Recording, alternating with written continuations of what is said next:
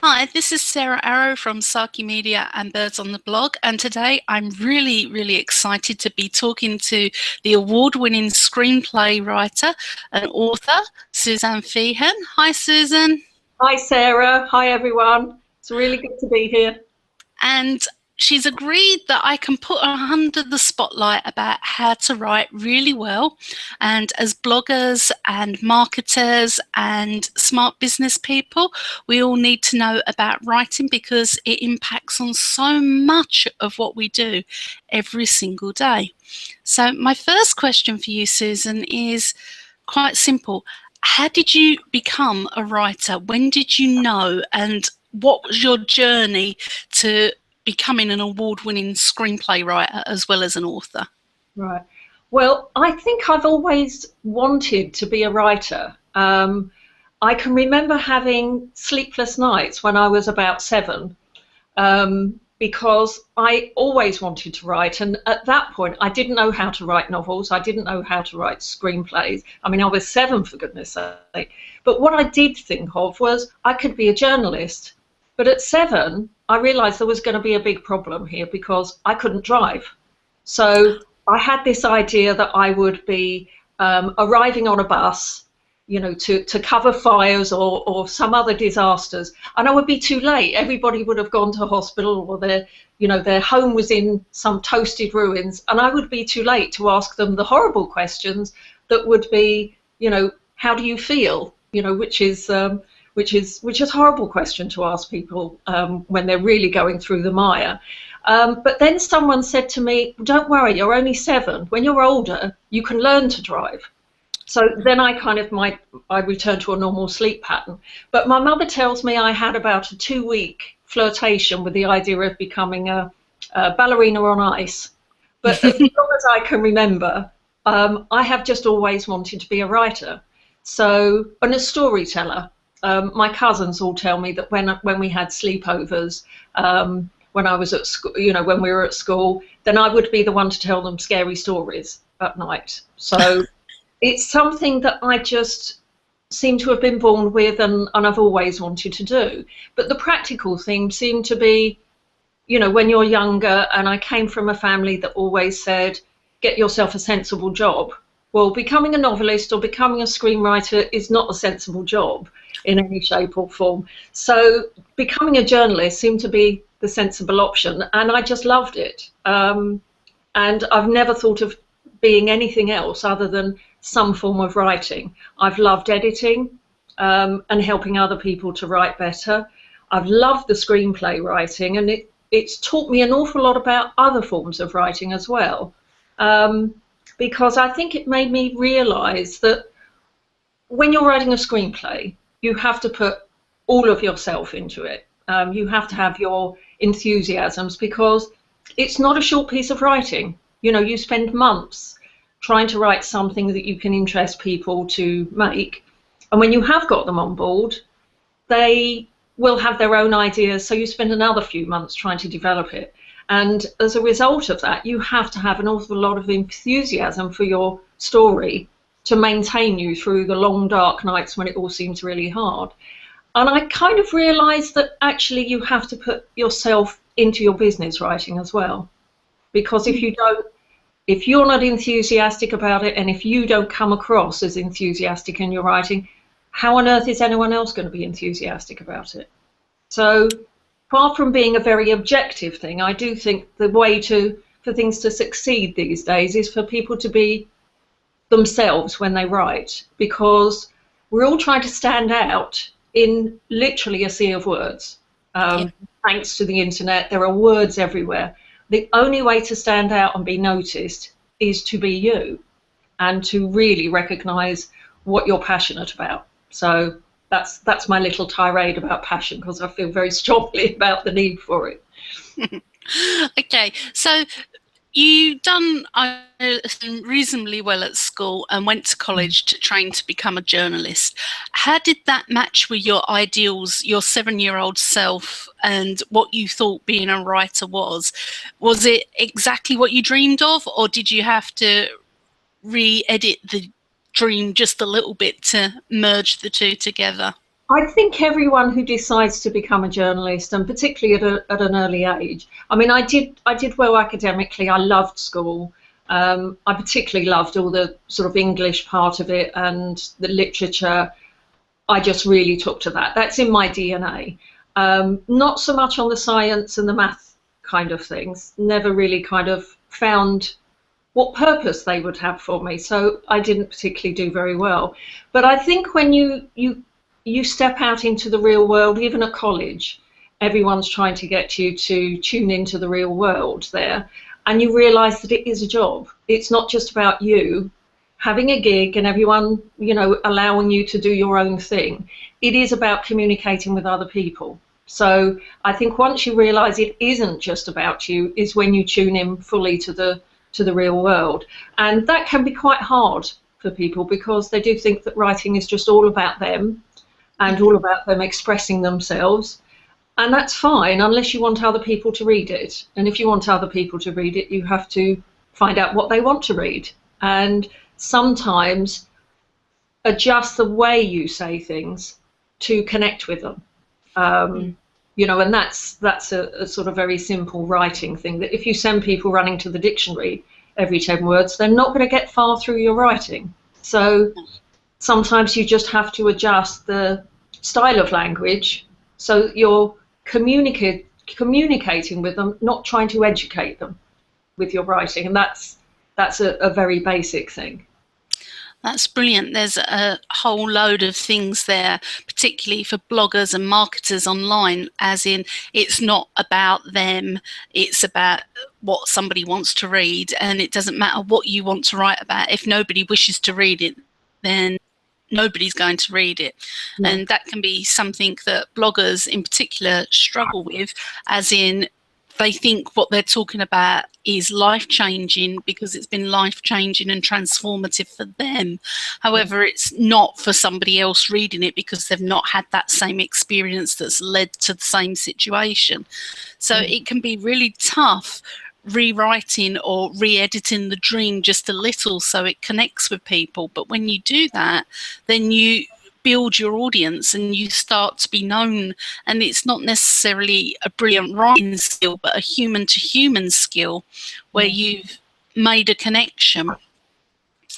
Okay, when you came out of college and you are now officially a journalist, did you get to do the disaster stories that you dreamt about at a young age, or was it very much old lady loses cat on roof, fireman rescues it sort of thing?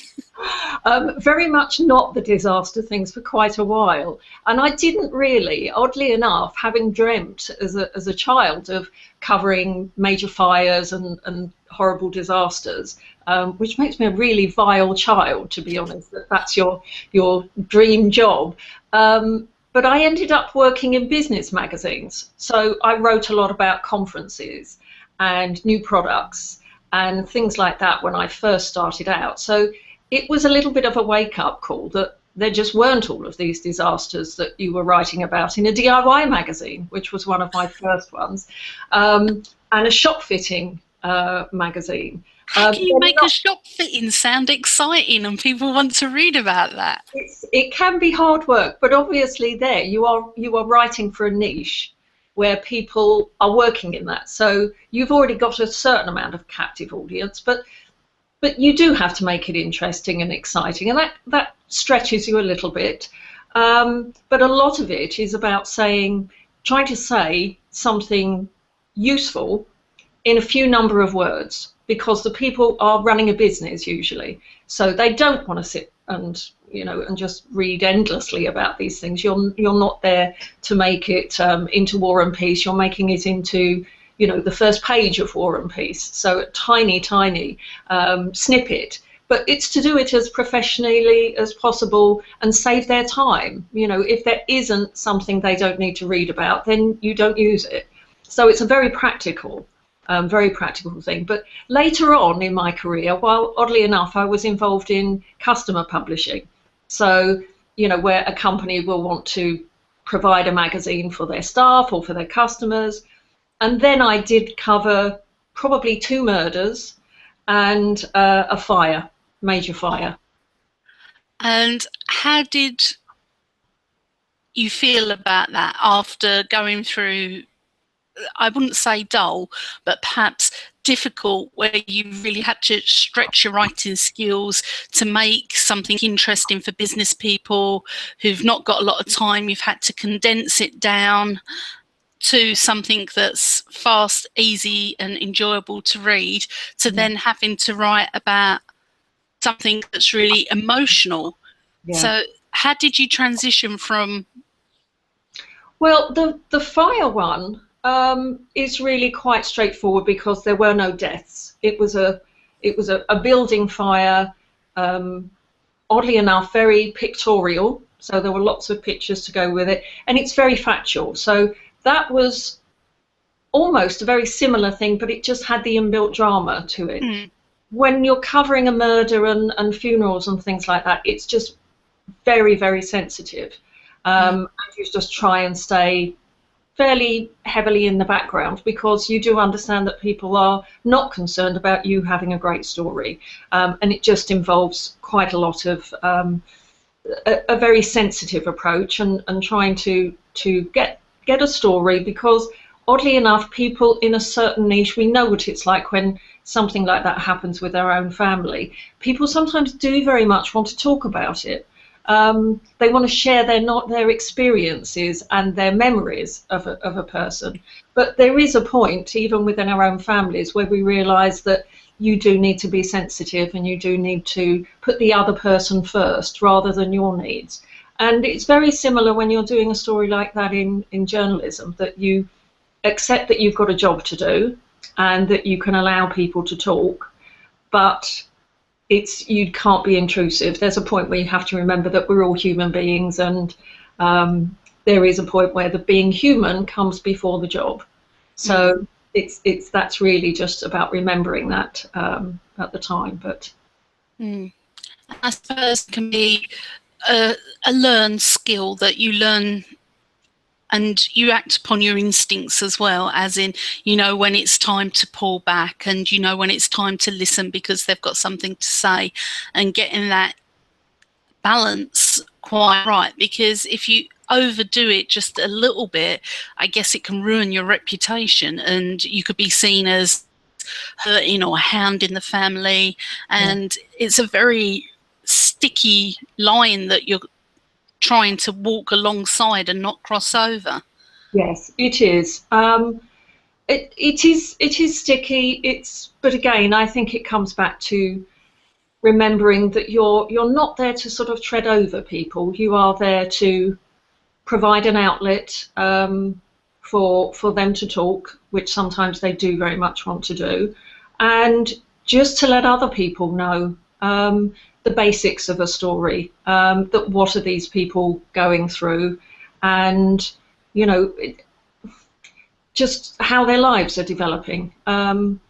It's not without trying to be intrusive, and obviously there is the possibility with the internet and everything that those lines do get rather brushed aside these days. I must admit, sometimes it does horrify me to see certain things on the internet, because I do wonder where privacy, a sense of privacy, has gone, which it has to a fairly heavy degree. We've kind of lost anything that we have to do with privacy. But that's a different story.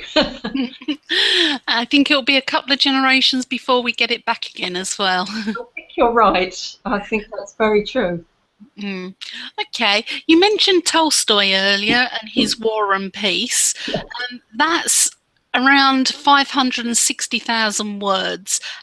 How would you edit that down to, say, 250,000, which again is a huge amount of words, but only around 600 or 700 pages compared to almost 1,400 pages as it is now? What would you do to that book to make it easier for us all to read? Because I should imagine it's on all of our reading lists. Yes, and yet we're put off because it is so long and so heavy. The first thing I think would be to decide what actually is the spine of the story. And I say this completely at a distance because probably like many people, I admit I haven't read it.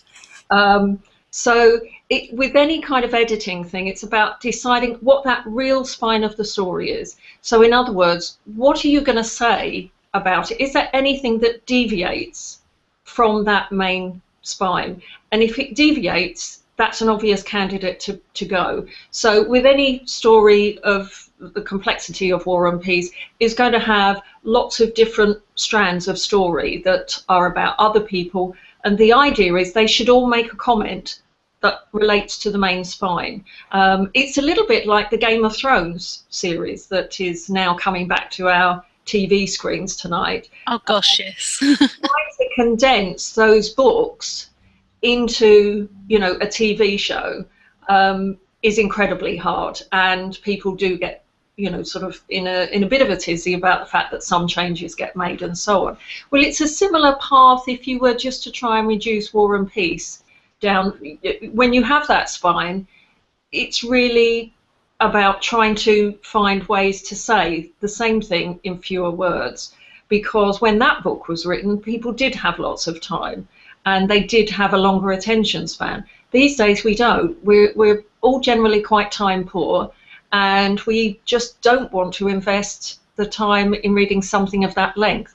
So it is just about finding anything that deviates from what the main story is and then cutting it. And it can be quite tough because some of those things you might really, really enjoy as an editor, but it's about sticking to the main theme or a variation of the main theme.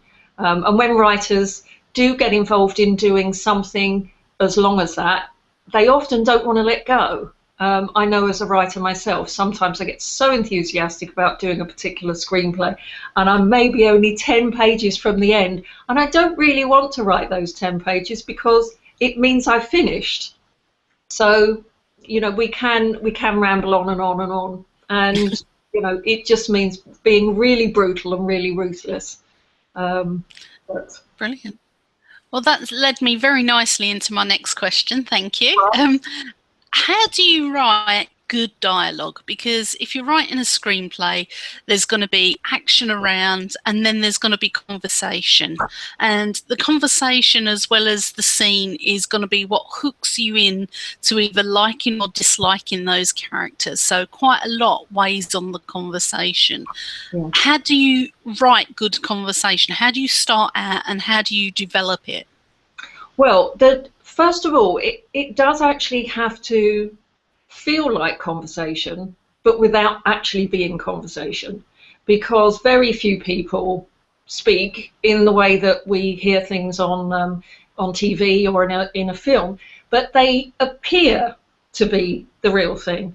The first thing is each character does need to have its own particular voice, so they will have a different way of speaking, the same as we all have a different way of speaking. So I think the first thing is you have to really get into that character and almost inhabit their skin so that you kind of feel the way they would speak. So the certain forms of language that they would do. And then I think once you've got that, their voice will emerge, really. If I've got time for a little story, I can remember something where I was doing a script, developing it with a director, and every so often we'd meet up and we'd have a chat about what was working well with the script and what was less well. And at one point I realised that we had a scene missing, and it was creating confusion, and we had to put a thing that would take us from one part of the story into another, and I just needed to put in a scene. And I needed someone to throw a bit of a tantrum. And I said, okay, leave it with me. And I went away and I wrote a new scene to put in here. And the director loved it. And he said, that's fabulous. I don't know how you did it, but this character really comes to life. And I said, I'll tell you a little secret. She's me in a newsroom as an editor when you're up against you're up against a deadline and things aren't going particularly well, and you just have to take charge and say, okay guys, this is what we're going to do, we're going to have to pull this out of the fire. And I said, it's me in a newsroom, and I've just put her in a different location and a different purpose, But I said I could just write her endlessly now because I know how she speaks and I know why she speaks a certain way. So if you get into the character, I think the truth of it is that the dialogue comes from the character rather than being imposed on a character. So knowing your character and how they think and how they feel and how they would present themselves is part of being able to write the good dialogue. Yes. Brilliant. Yeah, absolutely crucial. Okay. So how did you get from journalism into screenplays? Because that don't seem like an actual course to me, but it may actually be one. Well, it isn't generally, but my father worked in the film industry. And so when I was sitting on the floor around about age 3 or 4, I was watching lots of old black and white films because he was a great film lover. And I suppose there was I'm tempted to say it was laziness, and I think it really is laziness that decided. I think all journalists at one point say, I'm going to write a novel, because we want to use our skills in a slightly different way. And a friend of mine said to me, oh, why don't you write a script? Because they're a lot shorter than a novel. They are generally about 25,000 words, and novels can be 60, 70, 80, 100,000. Or if you're George R.R. Martin doing Game of Thrones, they can be hundreds of thousands of words. So I thought, okay, that actually sounds a lot easier, to write 25,000 words, and a quarter of that is the characters' names in the script. So that seemed really easy, which was a complete rookie mistake because they are incredibly hard. They are very different from writing a novel, and in many respects they're a lot harder because you have to show everything rather than allow everybody to just get into someone's head. You can't have lots of little internal monologues going on in a script because you have to see what's going to happen. So I didn't realise at the time, but that was a little bit of a rookie mistake. But then I love doing them because I realised that I actually have to see it. It's a quirk of me that I have to see what's going to happen and then I can write it rather than hear it. So it kind of worked for me in a sort of very lazy way. Brilliant. So how did you feel when you got your first award for screenwriting? Because I should imagine, going from the journalism to, as you say, what you thought was the faster, easier way, but discovering it wasn't, to actually winning an award, that must have been just utterly amazing for you. It is. I mean, it's nice, but I think, I don't know, it's very nice to win. But you realise that ultimately awards don't really kind of mean terribly much, because I think we all think I could have done better, that could be different. And I think I think like a lot of magazines, when I've edited magazines or written a blog, it doesn't matter whether it's a shorter piece or a larger piece or a novel that I'm now trying to work on now. I think we just abandon things. I don't ever think anyone ever finishes something. That with newspapers and magazines, you just abandon them because you've got to go to press. With the blog, say for instance, filing my post on Birds on the blog, I know I've got a particular slot. I may think I could just develop this and develop this and develop this, but there's a deadline. So you just kind of abandon it, and it always seems as if you could go back and do something more with it. And it's the same with scripts, it's the same with novels. You could just go on recooking it each time, but eventually you have to let go and say, oh, hey, let's see what other people make of it. But I don't think they're ever really finished, and so I think we just think, well, having someone say it's really good is nice, but you're aware that it could be better. And I think that's always sitting there in the background. You have to remember, though, they don't know what you can imagine the next stage is to be. They only see what you've shared with them. And sure, they can imagine their version of what it would be, but it's never going to be the same as yours. No, that's true. That's true.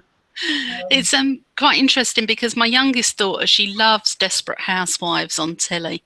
And she watches it actually on DVD, and she loves Susan, the character there, played by Terry Hatcher. And she's seen Terry Hatcher in a few other things, but she's never been Susan. And we've explained that. And my daughter's done a couple of commercials, and her first role as a lead actress. Yeah. I mean, she's only 9. And, you know, she said, well, I will write what happens to Susan next. And I said, well, go on then. You tell us what happens to Susan after she leaves Wisteria Lane. And she's got this story of what happens to Susan next. And I sit there and I think to myself, well, that's really nice. However, it's not how I imagined Susan's life to be when she's left Wisteria Lane. And it's probably not how you would imagine her life to be, or even the people who write the scripts, if they've done a spin-off series or something like that, or a book. Their version of her life will be very different to how we all read it and put our parts onto those characters. Yeah. And I was quite intrigued that she, at 9 years old, wanted to know more about Susan's story, because I didn't think that she would think that way. Yeah. Clearly she does. All right, I have a really good question. It's come back to me. Are you ready for the controversial question now? Oh, yes. Right. What book on the bestseller list have you read and thought to yourself afterwards, I could have done a better job with that? Oh, the controversial one. Actually, I would say Bridget Jones' Diary. But I would have done it very differently. Obviously, because otherwise I'd be the writer. Yeah, I have to say probably Bridget Jones' Diary. I could probably think... Oh, this is a tough one, yeah. I mean, I have to say there are probably scripts that I could say... I tend to look at scripts and say, well, I either would have liked to have written that, or I love the film or hate the film. But if I love the film, I wouldn't want my name on it because that's not my thing. It doesn't mean the same as me. I tend not to look and say, I could have done a better job. I might look at it and say, I don't think that worked. They needed to do more work on certain areas. There are some of the John Grisham books where there was one called The Pelican Brief, which was not just a best-selling book, but a really popular film with Julia Roberts and Denzel Washington. And to me, that felt a little bit lazy. I didn't feel like John Grisham was fully in it in the book.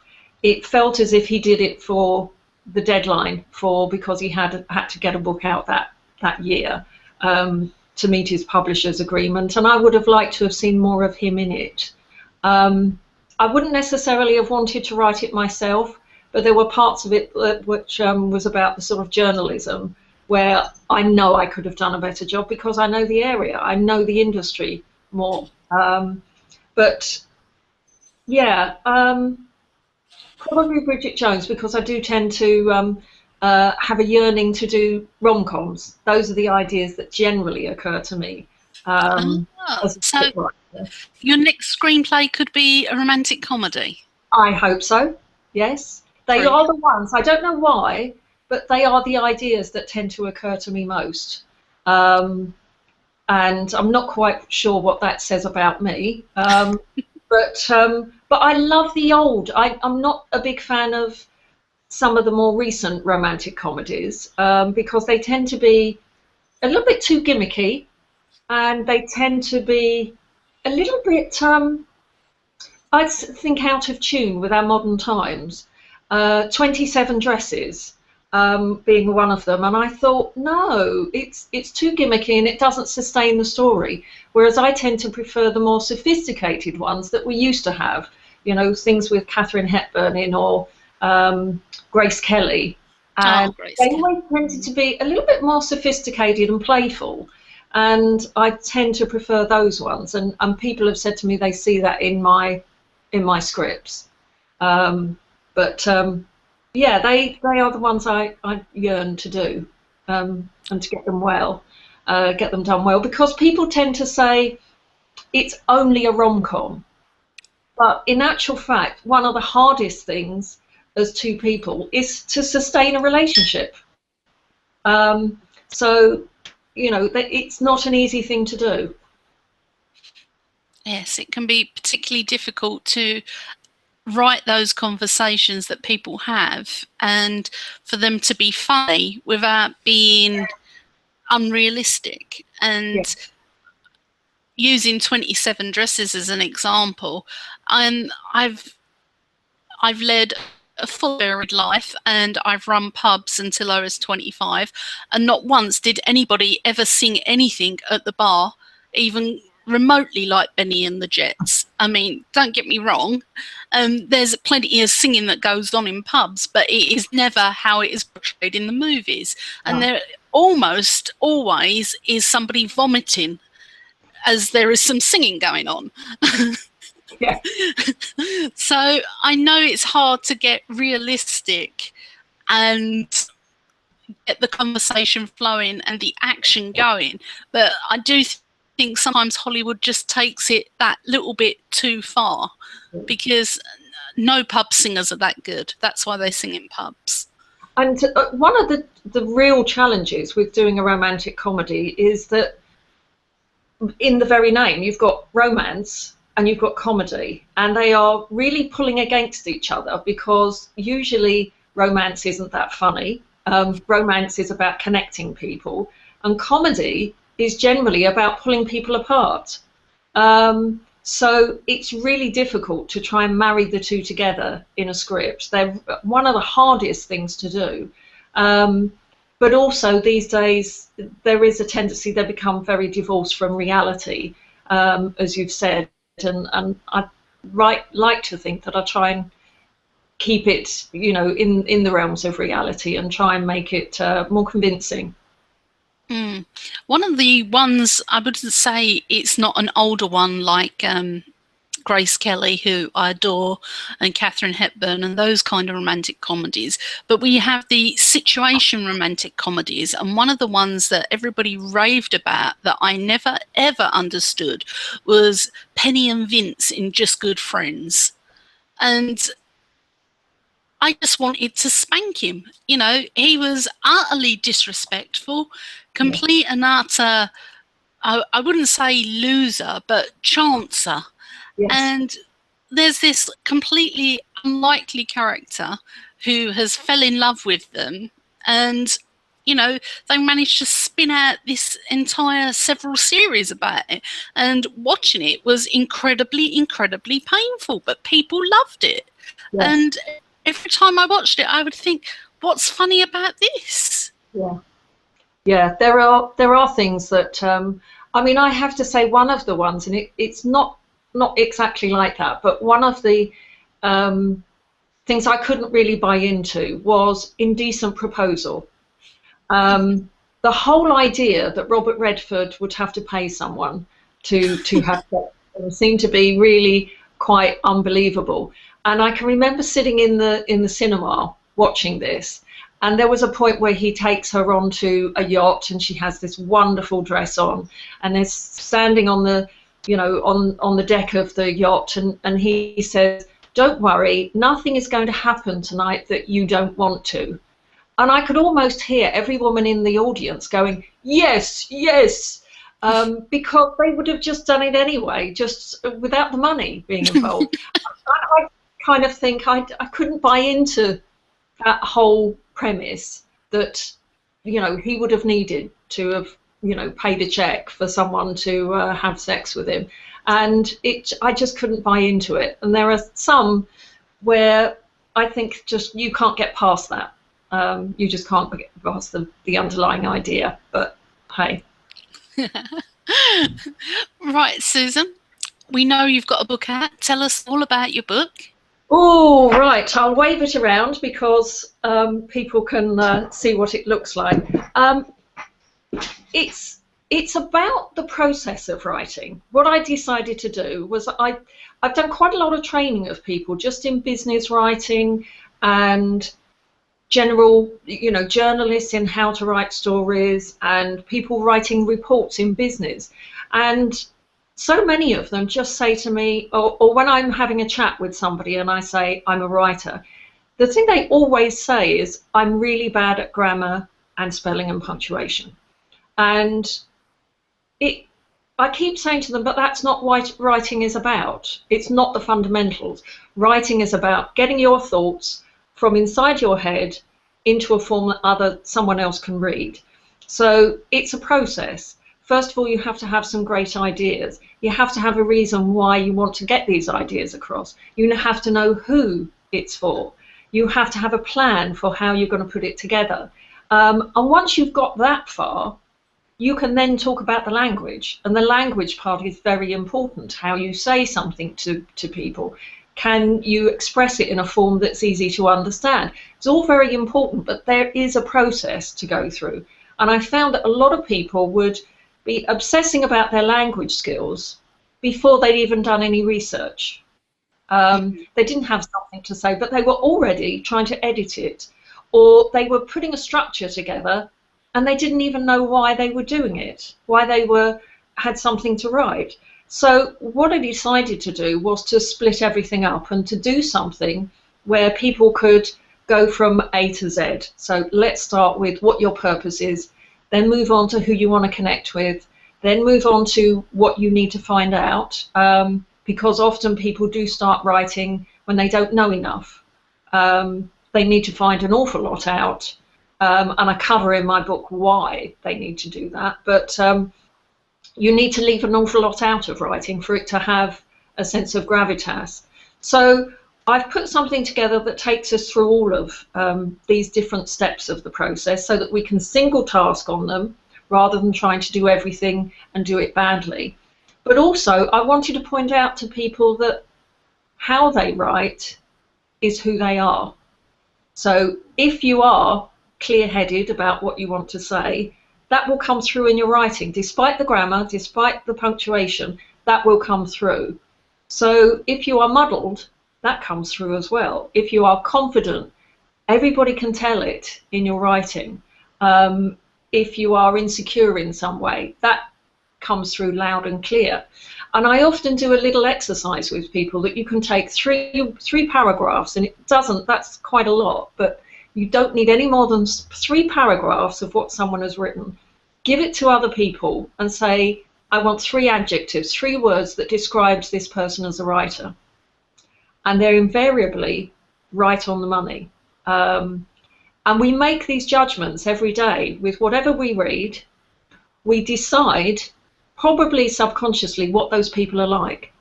And in that moment, we're making a judgment about who they are, and we're usually right. Of course, it changes.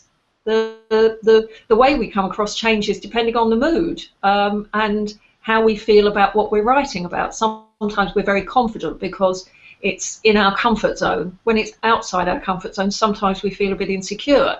So people think they're hiding behind their writing, and they're hiding behind their good grammar and punctuation, but they're revealing everything. Our writing says as much about our dress sense, our tone of voice, all sorts of things. We reveal everything. And I've got some stories in the book about, how people have been caught as murderers have been caught on the basis of spray-painted threats left at the scene of a murder crime.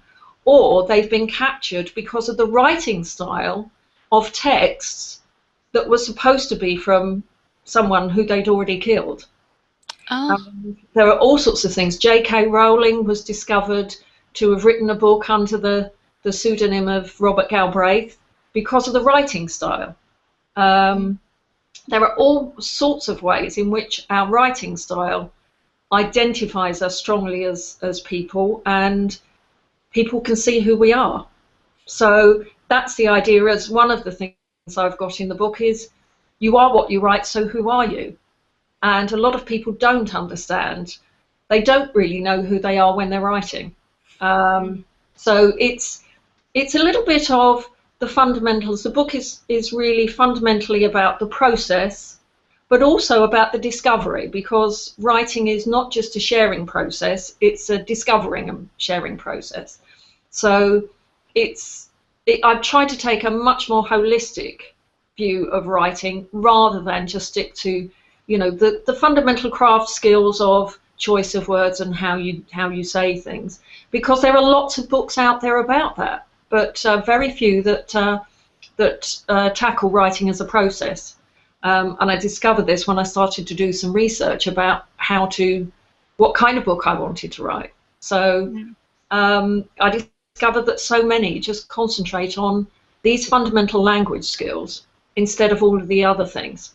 But these days it's so important to know who you are and how you're coming across in your writing, because you'll be writing on the internet for people on the other side of the world who haven't a clue, and all they have is your writing, but they will judge who you are from how you write and so on. So it's so important these days. Brilliant. Where can we find your book, Susan? Hold it up so we can see it again. Right. It's called How to Write Well When You Don't Know Where to Start, because that's probably one of the biggest comments that I get as well, is people say, oh my God, I never know where to start. But you can find it on Amazon. It's on Amazon.com and the UK, Amazon.co.uk. Waterstones have it as well, but I think there's a slight delay because I think we've given a big thing to Amazon, a deal with Amazon. So I think it's a bit slower appearing in Waterstones and in books, etc.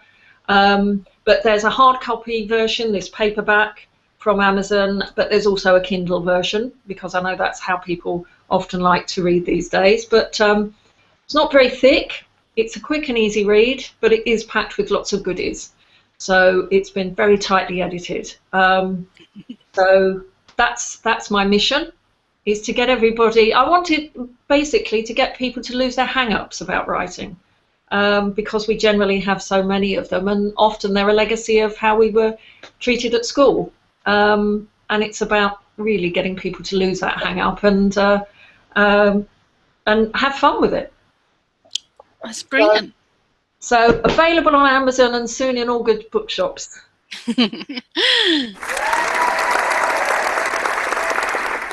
Thank you so much for your time, Susan. I really appreciate it. When I embed this into the blog post, the links will be underneath it. So if people want to go and buy the book, and I recommend that they do, then they'll be able to grab it easier. The other thing is, look out for the review. I can't remember which somebody is reviewing it, but I know somebody is reviewing it for us. And if they don't hurry up, by the time Amazon will have delivered mine, I would have read it and reviewed it anyway. So whoever's doing the review, get your skates on. Thank you. Thank you very much for your time, Susan.